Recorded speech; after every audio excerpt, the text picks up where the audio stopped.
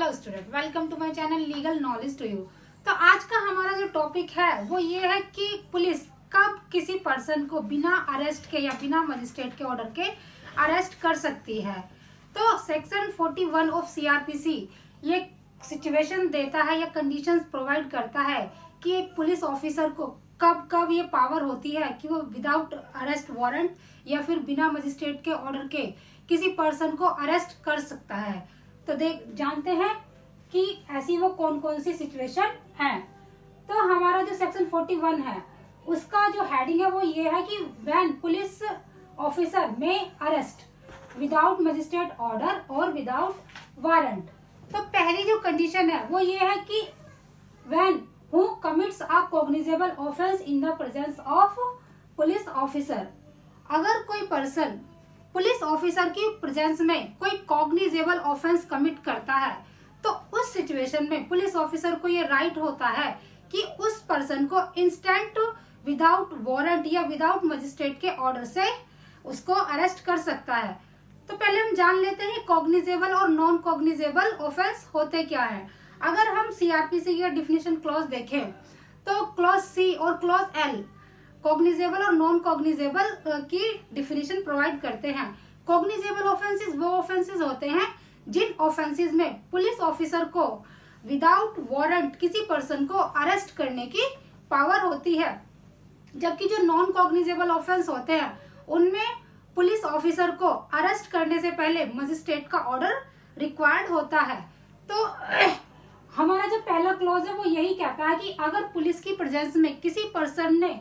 Cognizable offence किया है तो पुलिस ऑफिसर को ये राइट हो जाता है या ये पावर होती है कि उस पर्सन को इंस्टेंट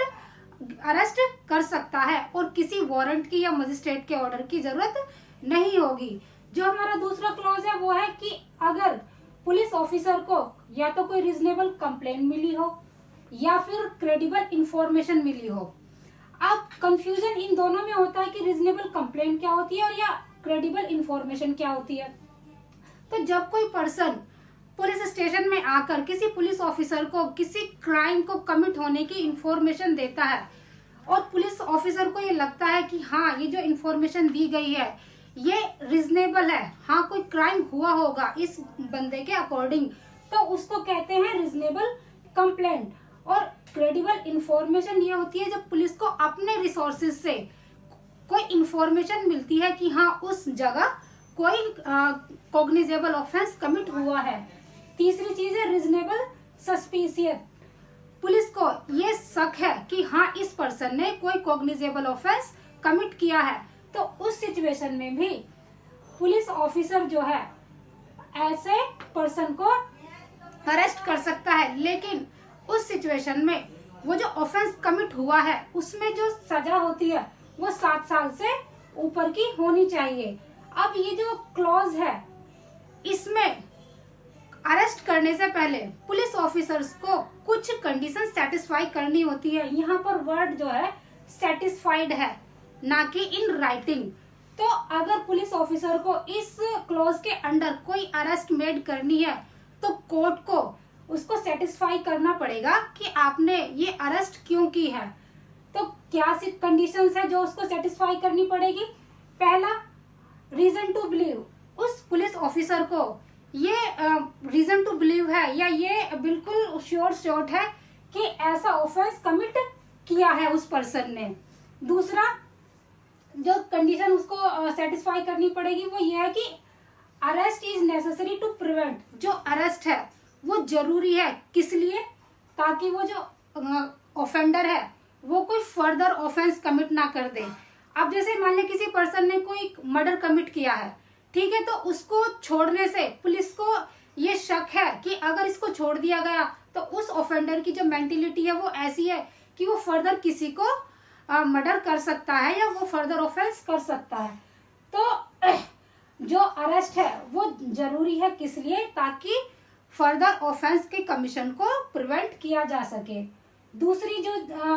कंडीशन है वो है कि जो ऐसी अरेस्ट है वो प्रॉपर इन्वेस्टिगेशन के लिए जरूरी है। अगर पुलिस वाला ये देखता है कि अगर इस पर्सन को अरेस्ट नहीं किया गया तो उस केस में प्रॉपर इन्वेस्टिगेशन करना पॉसिबल नहीं है, तो उस सिचुएशन में भी पुलिस ऑफिसर उस पर्सन को अरेस्ट कर सकता है। तीसरी चीज ये है कि डिसअपियर और टेम्परिंग एविडेंस। पुलिस ऑफिसर को ये लगता है कि अगर इस बंदे को रिलीज कर दिया गया या फिर अरेस्ट नहीं किया गया तो वो क्या करेगा, जो हमारे एविडेंस हैं केस से रिलेटेड, या तो उनको डिसअपियर कर सकता है या फिर टेम्परिंग कर सकता है। डिसअपियर मतलब खत्म कर सकता है, टेम्परिंग मतलब छेड़छाड़ कर सकता है। तो ऐसी सिचुएशन में पुलिस ऑफिसर उस ऑफेंडर को गिरफ्तार कर सकता है। चौथी हमारी सिचुएशन है कि इंड्यूसमेंट, थ्रेट और प्रॉमिस टू विटनेस। अगर पुलिस वाले को ये लगता है कि ऐसा पर्सन जो उस ऑफेंस के कमीशन में सस्पेक्ट है, अगर उसको अरेस्ट नहीं किया गया या रिलीज कर दिया गया तो वो क्या करेगा, वो जो विटनेस है उस केस में या तो उनको इंड्यूस करेगा या फिर थ्रेट करेगा या उनको कोई लालच देगा कि भाई आप उस फला फला केस में आप गवाही मत दीजिए, मैं आपको इतने पैसे दूंगा या फिर आपको आपके परिवार को मार दूंगा। थ्रेट भी है या इंड्यूसमेंट करेगा। तो जब पुलिस वाला ये देखता है कि हाँ ये जो पर्सन है जो इस ऑफेंस में सस्पेक्ट है, वो या तो किसी विटनेस को इंड्यूस कर सकता है, थ्रेट कर सकता है या प्रॉमिस कर सकता है, तो उस सिचुएशन में भी पुलिस ऑफिसर उस पर्सन को अरेस्ट कर सकता है। जो हमारी नेक्स्ट कंडीशन है वो है to assure the presence of accused. जब किसी पर्सन पर कोई चार्ज लगता है और पुलिस रिपोर्ट फाइल होने के बाद कोर्ट में केस का ट्रायल चलता है, तो कोर्ट जो है हर तारीख पर या हर डेट पर जब भी केस की हियरिंग होती है उस एक्यूज को प्रेजेंट करती है अपनी कोर्ट में। तो अगर पुलिस वाले को ये लगता है कि अगर इस पर्सन को अरेस्ट नहीं किया गया या फिर रिलीज छोड़ दिया गया तो ऐसा व्यक्ति कोर्ट में प्रेजेंट नहीं होगा, तो ऐसी सिचुएशन में भी उसकी प्रेजेंस को सिक्योर करने के लिए, अश्योर करने के लिए पुलिस ऑफिसर ऐसे पर्सन को अरेस्ट कर सकता है। लेकिन इस क्लॉज का एक प्रोवाइजो भी है जो ये कहता है कि अगर इस सिचुएशन में कोई पुलिस ऑफिसर कोई अरेस्ट नहीं करता है या किसी पर्सन को रिलीज कर देता है तो उसको अरेस्ट ना करने के जो रीजंस होंगे वो राइटिंग में लिखने होंगे। मतलब यहाँ तो सिर्फ कंडीशन सेटिस्फाई करनी होगी अगर अरेस्ट कर रहा है तो, लेकिन अगर अरेस्ट नहीं कर रहा है इस सारी सिचुएशंस में तो पुलिस ऑफिसर राइटिंग में ऐसा रीजन नोट करेगा कि हाँ भाई मैंने इसलिए इस पर्सन को रिलीज कर दिया है और अरेस्ट नहीं किया है। अगला जो हमारा क्लॉज है, जब police officer without arrest warrant या विदाउट मजिस्ट्रेट के ऑर्डर के अरेस्ट कर सकता है, तो वो ये है कि अगर किसी पुलिस ऑफिसर को ऐसी इंफॉर्मेशन मिलती है, और यहाँ पर जो शब्द है वो है credible information. It means police को अपने इंटरनल रिसोर्सेज से एक खबर मिली है कि किसी ऐसे पर्सन ने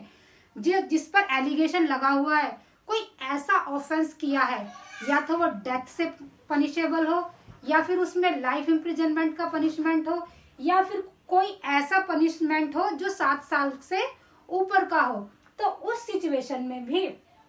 पुलिस ऑफिसर बिना अरेस्ट वारंट के या बिना मजिस्ट्रेट के ऑर्डर के ऐसे पर्सन को अरेस्ट कर सकता है। जो हमारा क्लॉज सी है वो ये कहता है कि अगर कोई पर्सन प्रोक्लेम्ड ऑफेंडर है, प्रोक्लेम्ड ऑफेंडर का मतलब होता है भगोड़ा, अगर कोई पर्सन की कोर्ट में रिक्वायरमेंट है और वो कोर्ट के समन्स के या वारंट के बावजूद भी कोर्ट में प्रेजेंट नहीं हो पा रहा है, तो सेक्शन 82 ऑफ सीआरपीसी में एक प्रोसीजर दिया गया है जिसमें जो ऑफेंडर होता है उसको भगोड़ा घोषित कर दिया जाता है या प्रोक्लेम्ड ऑफेंडर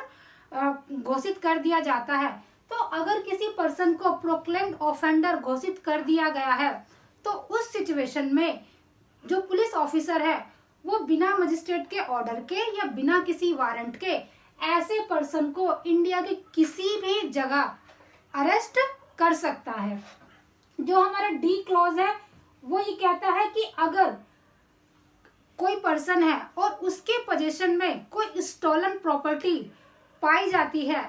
तो उस पर्सन को भी पुलिस ऑफिसर बिना अरेस्ट वारंट के या बिना मजिस्ट्रेट के ऑर्डर के अरेस्ट कर सकता है। स्टॉलन प्रॉपर्टी की जो डिफिनीशन है उसमें सिर्फ स्टॉलन प्रॉपर्टी इंक्लूडेड अगर कोई प्रॉपर्टी हमें चीटिंग से मिली हुई हो, या फिर हमने जानबूझकर, हमें ये पता है कि ये प्रॉपर्टी जो है चोरी की है लेकिन फिर भी हमने उसको खरीदा हो, तो ऐसी प्रॉपर्टीज भी इंक्लूड होती हैं। जो हमारा ई क्लॉज है वो ये कहता है कि who obstruct a PO execution of his duty, escaped or attempt to escape from lawful custody। मान लिया कोई पुलिस ऑफिसर है और वो अपनी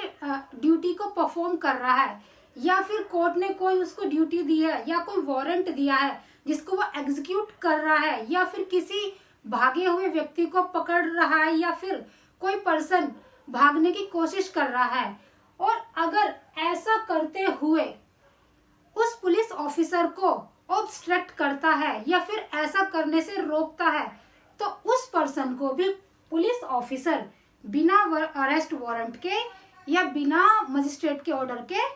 गिरफ्तार कर सकता है। लेकिन ये जो एस्केप्ड पर्सन होगा या जो एस्केप करने का अटेम्प्ट करता है, वो किसी लॉफुल कस्टडी से भागने की कोशिश कर रहा होना चाहिए, तभी